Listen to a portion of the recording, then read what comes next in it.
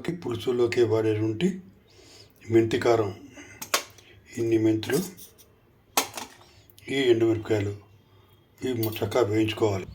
నూనె వేడయ్యాక ముందు మెంతులు వేసుకోవాలి. మెంతులు వేయించుకొని చక్కగా వేగిన తర్వాత ఒక పళ్ళెంలో తీసుకుని ఆరబెట్టుకోవాలి. ఎండుమిరపకాయలు వేయించుకోవాలి.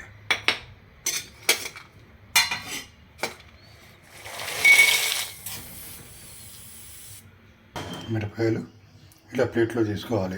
ముందుగా ఇవి మిక్సీ జార్లో వేసుకోవాలి. ఇతగా చేసుకోవాలి. ఇందులో ఇప్పుడు వేయించుకున్నటువంటి ఎండుమిరపకాయలు వేసుకుని వేయించేసుకోవాలి. మెంతికరాన్ని ఒక ప్లేట్లో తీసుకుందాం. తయారైన ఈ మెంతికరాన్ని ఒక సీసాలో తీసుకుని అవసరమైనప్పుడు వాడుకుందాం. Thank you for watching.